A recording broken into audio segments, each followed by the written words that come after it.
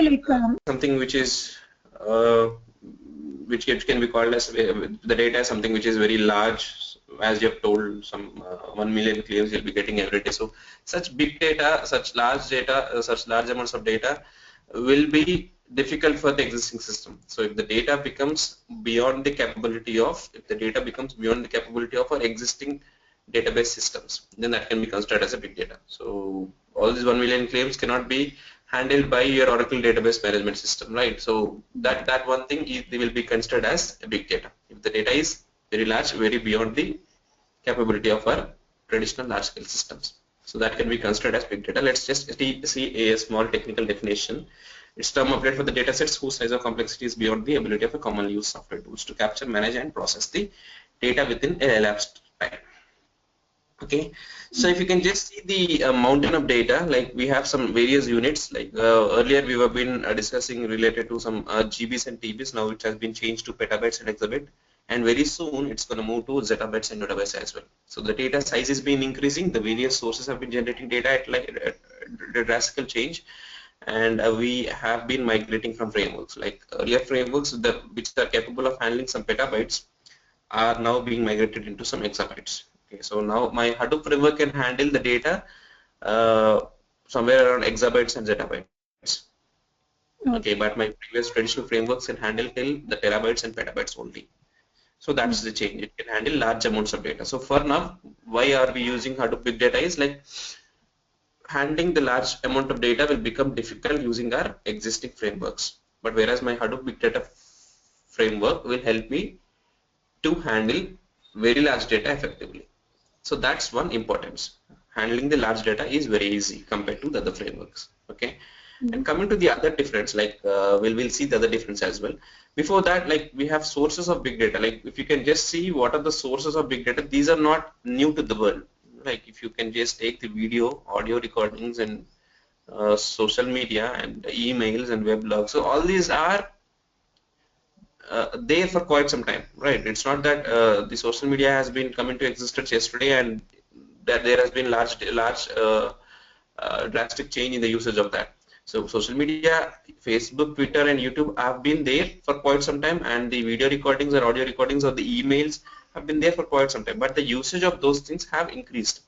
The awareness among the people or the usage of those things have increased. The people using Facebook have been increased, Twitter have been increased, YouTube has been increased, and the way how we use emails, you can just write how many emails you write every day in your organization and how many emails you receive. So that all this stuff has been increased, which is comprising for my large amounts of data actually. Okay. So if you can just take this big data minute.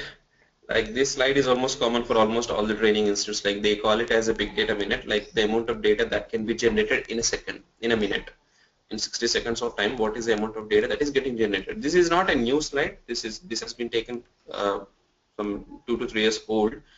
So around 70 plus new domains have been registered, and 168 million emails have been sent every minute across the world.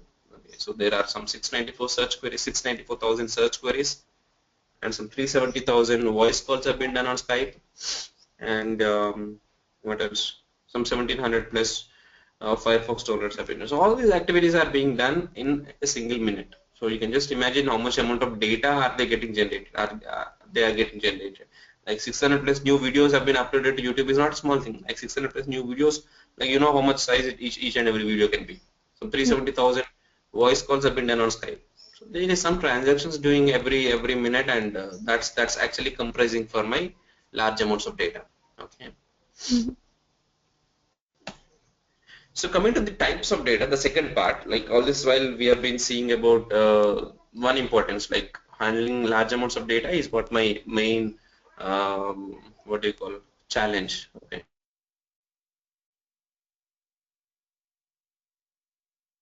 So data we have structured, semi-structured, and unstructured. Can you tell me what is the structured data?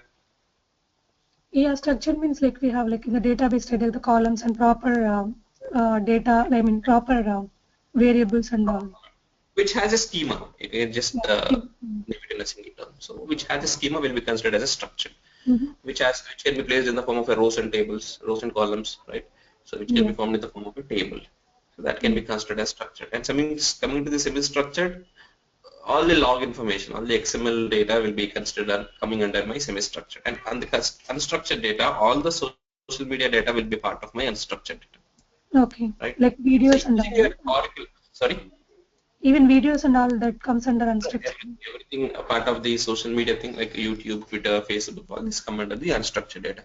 Okay. So you have been using Oracle tool, right? So what is the kind of data which you process in Oracle using your existing framework, existing DBMS? What is You that? just, no, you just only process structured data. Yeah, we process.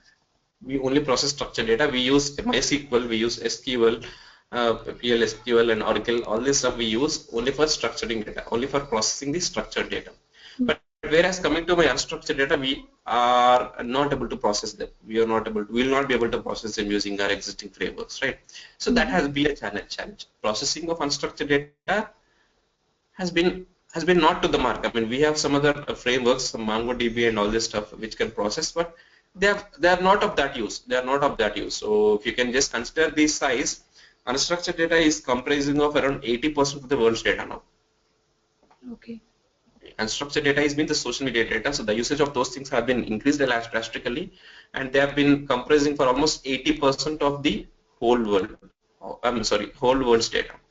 80% of the whole data is of unstructured part, and that is being remained unprocessed. Yes or no? That's the exact challenge you can say. Handling the large data, okay, but 80% of the data is being the unstructured data and it's being unprocessed. I mean, it's in the way unprocessed. We are not able to process that. So that's one challenge which has been accepted, and Big Data Hadoop technology will help you process unstructured data effectively. So it was actually designed for processing only unstructured data, but later on using some ecosystem, using some enhancements which have been made using the ecosystems, they are able to process structured data also. But initially my aim was to process unstructured data and large amounts of data effectively. This is what my Hadoop has been designed for. Okay. Clear with this? Yeah. Yes. So two requirements we have got. Let's come on to the characteristics. I can call them as characteristics. So some of them call 3 V's, 4 V's, and let's take it on the higher side, like 5 V's. We have volume, velocity, variety, veracity, and value. So let's see what are these. So coming to the volume, you know what is volume? What can be termed as a volume? The amount of data. Amount of data that is getting generated every second is the volume. Yeah. So if you can take, if we take all the data generated in the world between beginning of time and 2008, the same amount of data will soon be generated every minute from there on. So it's not that 2008, I mean 2007 December 31st and 2008 Jan 1st. That's not the way, but it's like excuse me. So that's the time where the 2008, 2010. That's the time where the social media has come into existence, and social media have got some importance in the world. See, they have been. I mean, people have started using them. Okay, so people slowly have migrated into social media, and they have started using all this stuff. So that's where our usage of this unstructured data part has been increased, and that can be considered as like from whatever the beginning of the world. If you take this, just take the logical level, if you take all the data that is generated till 2008, and that amount of data is getting generated every minute from there on, because all these various sources have started, all these various sources of big data have got their experience, got their importance. Okay. So we need to have a framework now. I'm sorry. We need to have a framework which can handle such large amounts of data. The first thing, coming to volume, what is the takeaway from this slide is like we need to have a framework which can handle such large amounts of data. That means my volume, that is coming under my volume characteristics, right? And coming to the velocity, see, data is getting generated at very high speed. See, velocity is the speed at which the data gets generated. So it's not that if you take a YouTube video, okay, if you take a YouTube video, if it is a 10-minute video, you are able to buffer for 1 minute, and you're able to see that 1 minute. and then the next minute, and you're able to see the next minute.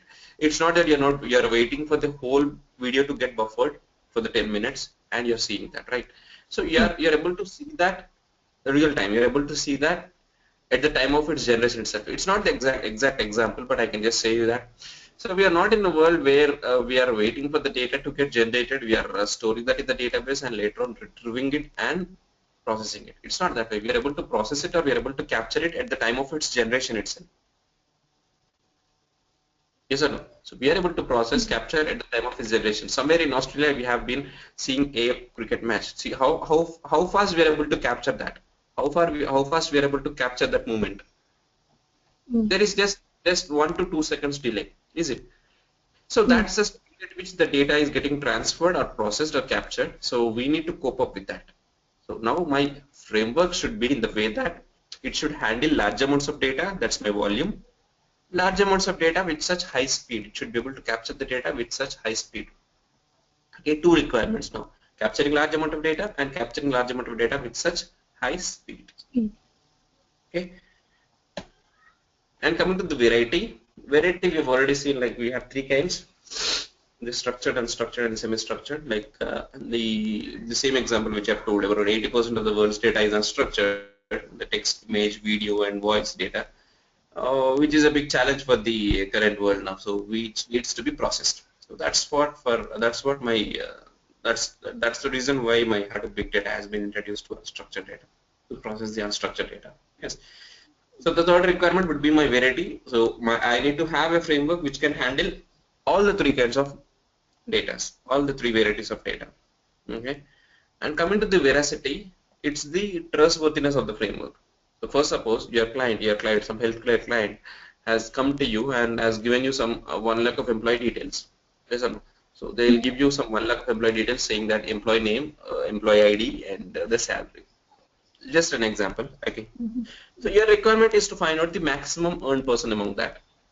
Okay. So say for suppose some employees are earning some $130,000. So that's the maximum earned employee.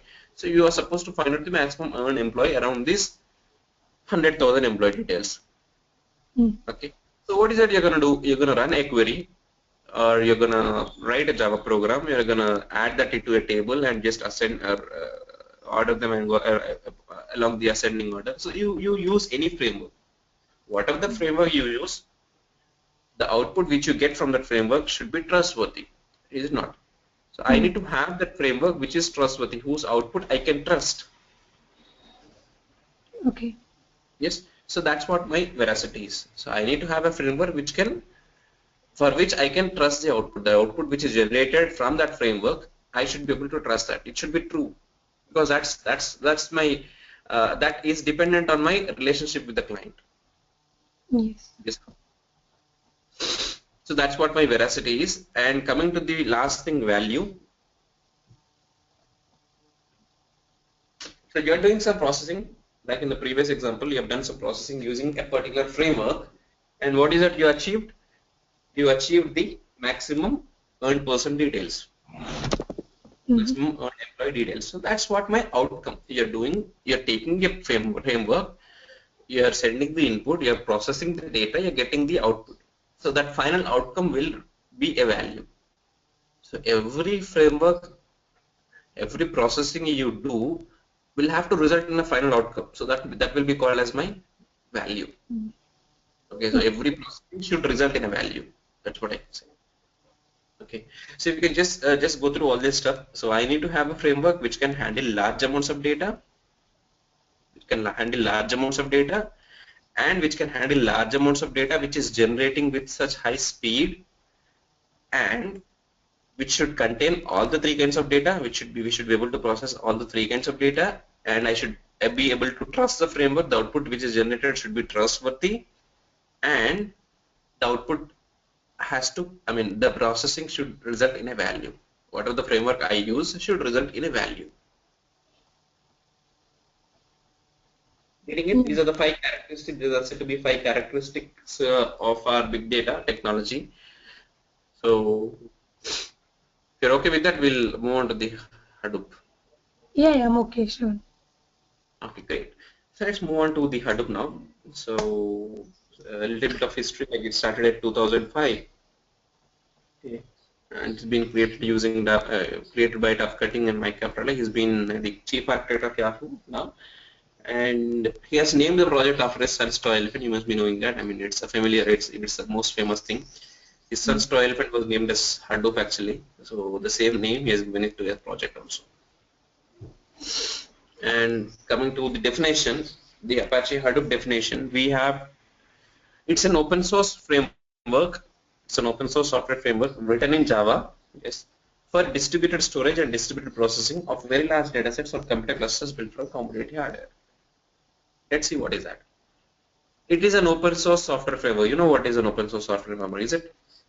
Yeah. Yes. It's been written in Java. Yeah, let's not worry about that. It's written in Java. There is nothing to be discussed on that. For distributed storage and distributed processing, let's see what is this. What is distributed storage? I think the data will be distributed in the, Yes, it will be distributed among the machines. First of all, if I have 100 GB of data to be stored, and if my machine capacity, if my single machine capacity is around 10 GB, so what I'll be doing, I'll be taking 10 machines, I'll be distributing the data across all those 10 machines. That's what I can do. That's my distributed storage. So it's not new to the world. It has been into existence. I mean, this has been used. The same technique we have been using for our earlier frameworks as well. How we distribute the data. You must be knowing this cluster architecture. Like some of the machines will be stored in some locations, and some of the machines will be stored in different locations. You should be able to access the data across all the machines sitting from a single machine, managing from a single machine. On a logical level, they seem to be on the single machine itself. So that's the cluster architecture, like multiple machines connected to each other can be formed as a cluster. Okay, so that's the distributed storage. And coming to the distributed processing, what can be done? Okay, so let me just draw a small example. Okay, so this is my machine 1.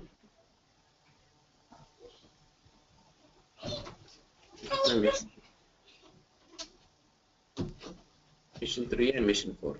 Clear? So the same example, see 100,000 employee details, okay, are to be stored in the cluster. These entire things have to be my framework, okay. So are to be stored in a cluster. So what I'll do using my earlier technology, I'll distribute them. So I have 25 here, 25 in each machine. Okay. So now, if I want to find out the maximum earned person across this 100,000 employee details, so if this is TCS employee details, so TCS has given us these 1 lakh employee details. So you wanted to find us the maximum earned person among this. So what is that you do in Oracle? Like you just get all the details. You just take all these details into your Oracle database somewhere here in Oracle database. You have everything here. You write a query, right? Yeah. You generate the output, and this query is being applied on 100,000 employee details, all the employees in a single location. Right, you'll be moving the data from our local system to our Oracle database and just run the query here and just take the output. First, suppose it's taking 10 minutes. Okay, it's taking 10 minutes to process. Whereas here, what I'll do, because we are dealing with large amounts of data, it's not that using our earlier framework we are able to process. I mean, it's small data, we are able to move it freely. It's okay. But as we are dealing with large amounts of data, moving the data from one location to other location itself is a very difficult task. Yes or no? So small amounts of data, if you are moving, it's okay. But why are we coming to Hadoop? Because we are now not able to store such large data. It's large. It's very large. So moving that large amount of data is difficult task. Is a very difficult task. So what you'll do, you'll not move the data, but you'll move the code. What is the code? I mean, the query which you write will be the code. If you use Java, you'll be writing a code. If you use a pig or a hive, I mean, you'll be writing some scripts. So that code, I'm sorry.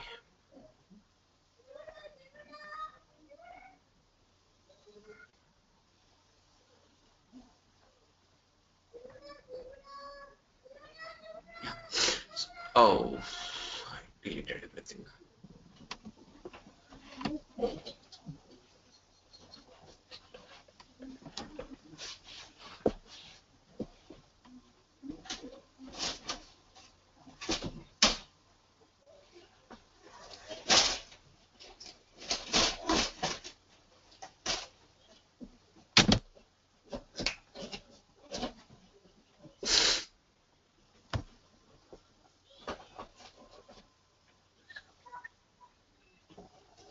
Yeah. So there are my 4 missions. These are my 4 missions where I stored so 25,000 employees each. Right.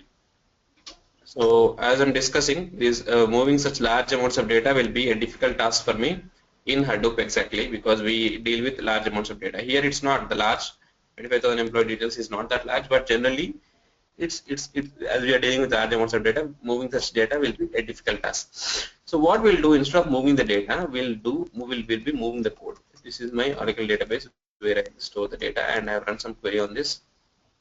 So can we just move this query which is of some 10 KB or 20 KB hardly? Instead of moving such whole data from one location to other location, I'll be moving this query itself. I'll be writing a code for generating the output. Yes, I'll be writing some Java code and I'll be the Java code to each and every location. So I'll have a Java code written. Okay, so this is my code. I'll be moving this code to each and every location. I'll apply the same code here, here, here, and here. Okay, all these employees are independent. I mean, each employee details is independent of itself, right? So I'll be generating a maximum value from this, maximum from this, maximum from this, and maximum from this. I'll just compare these 4 outputs. The outcome from that will be my maximum output, right? Yes. If I compare the four outputs of 4 missions, the one which is maximum out of those 4 will be my maximum across this 100,000. Yes or no? Yes. Yes. So if it is taking some 10 minutes to process on 1 lakh of employee details, how much time does it take to process some 2.25,000? Let's take some 3 minutes, hardly 3 minutes, right? The same 3 minutes here, the same 3 minutes, and the same 3 minutes. How much time we are able to save? Like how much time it's taking to complete the whole process? 12 minutes. No, it's just 3 minutes because all this processing are being done in parallel. Okay, okay. Yeah, 3 minutes. Right. So all the process have been started at the same time, and within 3 minutes I can process everything. Okay. You're reducing the time of execution, and you're reducing the what do you call complexity of moving such large data, reducing the challenge of moving such large data. Yes or no? So this way, using distributed processing, we are able to achieve like what we actually require. Okay. Moving of such large data will be a difficult task anyway. So that I have been overcome using moving code to data. So this is what my main principle of Hadoop. Moving code to data is what my main principle, because Hadoop itself will deal with large amount of data. So moving such a large amount of data will become a very difficult task for the framework. Okay. This is called my distributed processing. Okay, clear? Yeah, I'm okay. Okay. So distributed processing of very large data sets, yes, on computer clusters built from commodity hardware. So what is a computer cluster? It's a group of machines, group Yes, of group of compute. connected to each other will form a cluster. So I can call this as a cluster now. Yes or no? This Yeah. entire thing will be a cluster. Okay. The machines which are present in the computer cluster, which are part of the cluster, are built from commodity hardware. So there is something called as a commodity hardware here. What is a commodity hardware? Commodity hardware is a basic machine. Okay, it's a basic machine. Like it can be your machine and my machine as well. Okay. As we are dealing with large amounts of data, okay, as we are dealing with large amounts of data, and these large amounts of data are to be stored in large number of machines. Yes or no? If the data size is increasing, my machine's number should be increased. Right. If I have to store some 1 petabyte of data, let me use some 100 machines, some 10 petabytes of data. I have to store it in some 10 different machines, some 1,000 machines. Yes. Yes or no? If the data size is getting increased, my number of machines quantity will also get increased. So we should be flexible to add or keep on adding the number of machines. We should be flexible in the sense we should be able to add the machines easily when my data size is increasing. To do that, my machine should be of very less cost. The cost of the machine should be more. So what I'll do, I'll use a commodity hardware, which means it's a basic machine which doesn't have any high-end software. Okay, they're just used for storage. Just need to have some storage, hard disk, and a RAM. RAM because we need to process something. We are moving to the code. We are moving the code to the data location. Like we are moving the code to the machine itself, and we are processing something there. So for that purpose, we need RAM, and we need to have storage to store the data. So these are called the commodity hardware, the basic machines which doesn't have any high-end software, um, which are of low cost, I can say. Okay. So that's it. That's the thing. If you can just come back, is a open source framework, software framework, written in Java for distributed storage and distributed processing of very large datasets on computer clusters built from commodity hardware. Got it? Yes, sir. Great. So let's come to the next point. What is that? It is designed to scale up from a single server to thousands of machines with very high degree of fault tolerance. So it is designed to scale up from single server to thousands of machines. See, I should be able to do this. I mean, if my data size is increasing, I should be able to keep on adding my machines. So you can just keep on adding the machines if the data size is increasing. It can scale up from a single machine to excuse me, to some thousands of machines. Okay, getting my point. So my cluster size can increase to some thousands of machines also, but we have some limitation.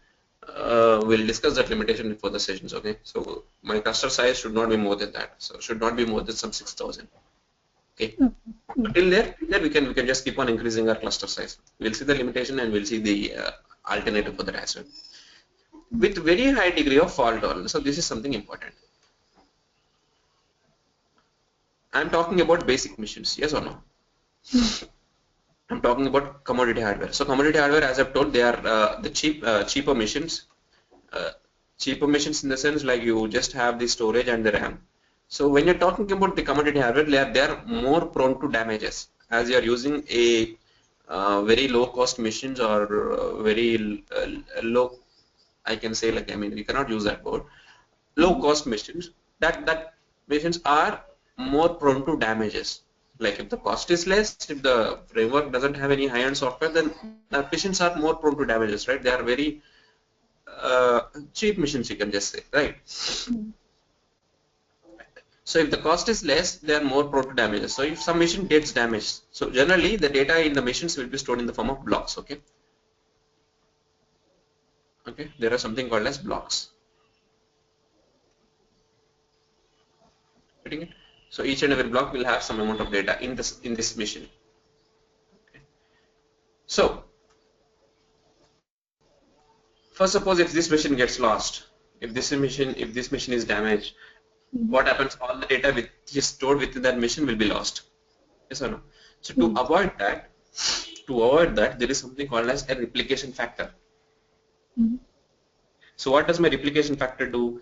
Replication factor is gonna replicate every block in every machine in different locations. So it's gonna store the same block here and here. Okay, so how many copies will be, I mean, there?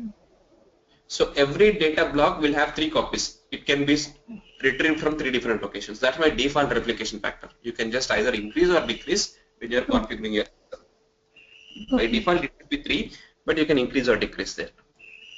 So every block in every machine has to be replicated twice in different locations. Even if this machine is lost, then I can retrieve the same block from different machine and this block from a different machine. That's how it is. Okay, so that's how I achieve high degree of fault tolerance. Okay. We'll have a detailed discussion about the replication factor as well in the further sessions. Let's not worry about that. That's the main concept behind the replication factor. So the core components would be like HDFS and the MapReduce. We have 2 core components. Hadoop distributed file system, which is taking care of my distributed storage, and MapReduce, which is taking care of my distributed processing. So these are the 2 main core components in Hadoop. HDFS and MapReduce. Okay, and let's see about them. Let's see about them in detail.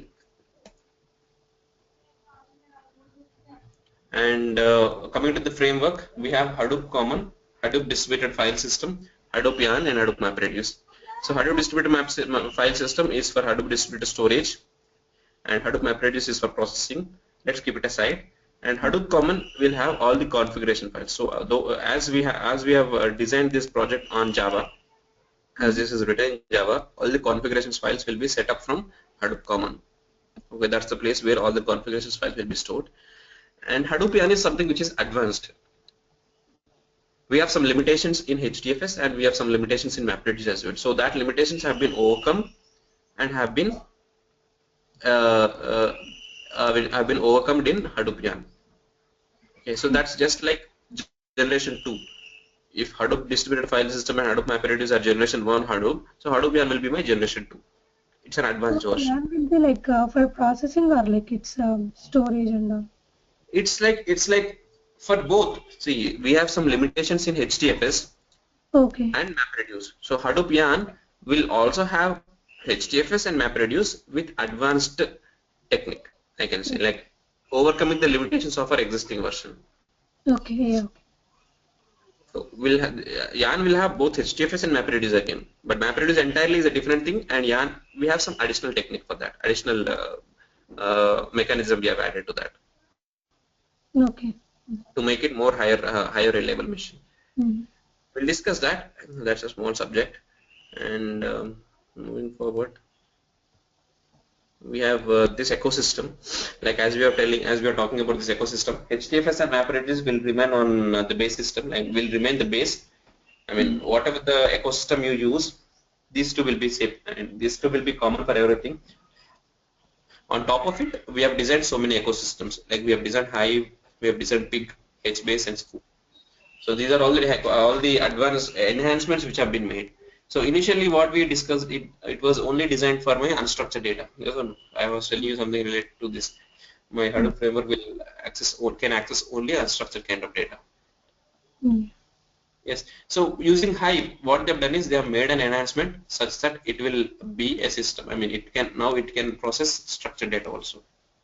So that has been an enhancement. Using Hive, now we are able to process structured data also. So that has been an enhancement. So what does my Pig do? So Pig, instead of writing some 100 lines of Java code, I can just execute the same query using Pig query. Okay. Within But 5 to 6. Also one question, like there also will be having MapReduce and all, like see, so when we use MapReduce will anyway be, but the way you access that will be different. See, if you are really writing a Java program in Eclipse and executing that, then that will be a MapReduce code.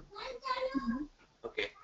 If you are writing some query and which is in turn getting converted into a MapReduce code and getting executed and generating a result, then that will be an enhancement. Yes or no?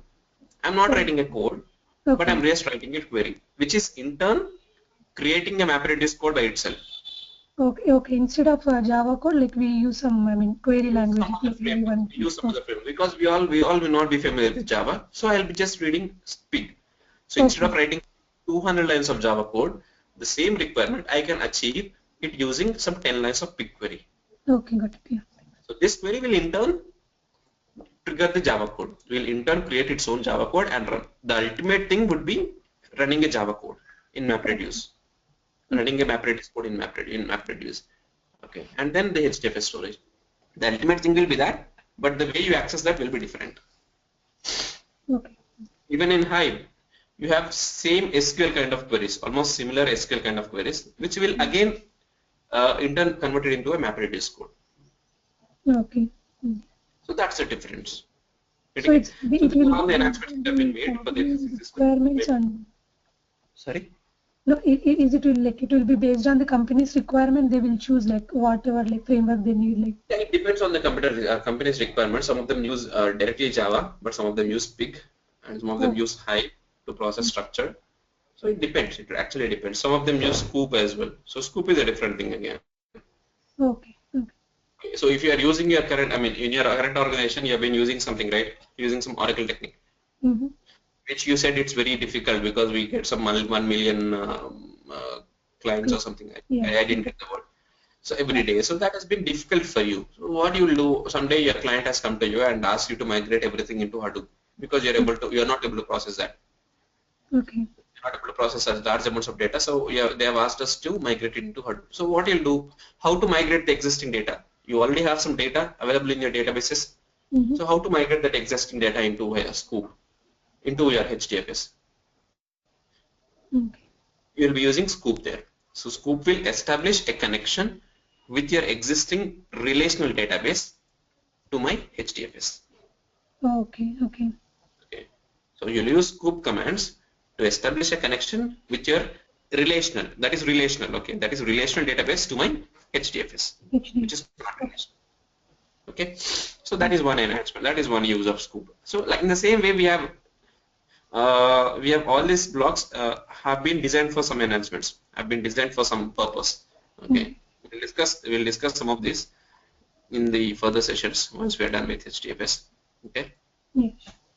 And this is just a small example which you how much time we can reduce it using 10 missions. The same example, the TCS example we have seen, right? Processing 1 lakh of employee details. The same way, we have something called as Hadoop Big Data Global Market. These numbers are very old, like these are not new. So this is a percentage of companies which are currently using big data technology, and these are the percentage which is yet to migrate. They are yet to migrate. They have no other choice, but they have yet to migrate. Each and every industry will have to migrate. There is nothing like data is limited. In each and every industry, the data size has been increased, and they'll have to migrate it to Hadoop. So these are the top technology companies of Hadoop. And this is the salary comparison. You can just see Hadoop remains on the top when you compare it with the most trending technologies, SAP, VMware, and MySQL, and mainframes on this stuff. Hadoop will be remaining on the top. And this is the employee growth every year. So each and every year, employee growth has been some 17,000 new employees have been skilled into Hadoop. Okay. Because the requirements are in that way. Yeah. Okay, so let's have a look into the course outline, like what is it we're going to discuss in this particular course. Okay, so starting with Hadoop, we'll start with the introduction, like why is it being used, what are the problems with the existing systems, and slowly we'll get into Hadoop distributed files. This is Hadoop hands-on. We'll have the installation setup done. We'll have some Cloudera training setup, which in which you will have the existing frame, in which you'll have the real-time environment. So you can just install that in your VMware or VM Fusion, whatever you use. So that will give us a real-time UI. Okay. You can just extract that. We'll use that, and starting with HDFS, we'll see the architecture, and we'll see different kinds of nodes, and we'll do some hands-on, and then we'll start MapReduce. We'll see the architecture, and we'll see some programs, some sample programs, Java programs, and then we'll start with the ecosystem. Before that, we have something called as Hadoopian also, right? So we'll be discussing Hadoopian here after we finish MapReduce, because that's an advanced version of HDFS and MapReduce. So once we are done with HDFS and MapReduce, we'll see the limitations in that, and we'll discuss Hadoopian. Okay. So that will be part of that. I didn't include that in the course outline because this course outline is quite some old. It's quite old. Okay. And then we'll get into the ecosystem. We'll discuss about Scoop, Hive, Pig, and HBase in detail. Okay. We'll start with Scoop, how to install Scoop, how to work on Scoop. We'll see the hands-on, and then starting with Hive, we'll see the architecture, we'll see the working flow and the hands-on exercises, and we'll see UDFs in Hive as well. And we'll come into the HBase, we'll see the architecture introduction and how is it being worked and hands-on. And then with the Pig, we have the same stuff, UDFs, architecture, and then hands-on. So this will be part. And at the end of the session, we'll have a discussion on some Woozy and Flume as well, and then we'll be able to help you with the certification dumps, all documents, like all the study materials if they're required. So this is how it goes. Okay. And I recently had something like Spark in Hadoop. Like, what is that? Like, Spark means? Spark is an advanced version. It's like it has been introduced around 6 to 8 months old in the market, which is not part of it. It's a different course actually, because this has been new. So Okay. They've been training them in a different way, not Okay. including the framework. Okay. That And I itself heard will like cost so much. Cloudera, Spark is, uh, so sorry. what is, I mean, Cloudera and Hortonworks, what are these? I mean, I heard these two, like, Okay, so Cloudera and Hortonworks are the software providers. Okay, so these are providing the software frameworks, and they are helping us in the certification also. Okay, so okay. one thing I've told you, we'll be using some training for training. We'll be using some VM file which you can just extract and do that, right? So that is my Cloudera one. Let me just open this. This is my VMware. If you can just extract this Cloudera training, this is my file which I am telling about. So this is some close to 6 GB. You just need to extract, download it, and extract into our virtual machine. So you Yeah. will have a real-time environment set up in your machine. Okay. But usually in the real time, I mean, real time, like in our company, so they use like one of these framework, or like how they will use Hadoop. See, in this, you have Eclipse encrypted, you have training SSH terminal encrypted, you have local system separately, you have browser to see the port numbers. So that Mm. will be in different frameworks. That will be a different part. Scoop will be a different framework. Hive will be a different framework. Hive will be a different window terminal, and Pig will Yeah. be a different terminal. So that's how it is. The way you access is different. But in SSH, we'll write everything in a single term. In single terminal, you'll migrate it into Hive, you'll migrate it into Pig, you'll be migrating into MySQL as well. Okay. Okay. We So have some everything MySQL will be in the also same, scope. like whatever we download the virtual machine, it will be there in the same thing. Sorry? No, you said like we can just extract the dump like in our virtual machine, right? Yeah, I can share you the file. Once Okay. we are done with the HDFS or MapReduce, I'll share you the file. We'll be able to extract that. Okay. Yeah. Thanks. This is my Eclipse. This is my browser. This is my local system. So all Okay. this stuff is encrypted in the same thing. In the terminal, you can just get it to migrate into Hive, HDFS, Pig, Scoop, and HBase. Everything. Okay. You just need to write some command and you'll be migrated into Hive or Pig. So that's how Mm. it goes. We'll see that in detail. Let's not worry about that. Okay. And anything else you wanted to know? That's all for now. Okay.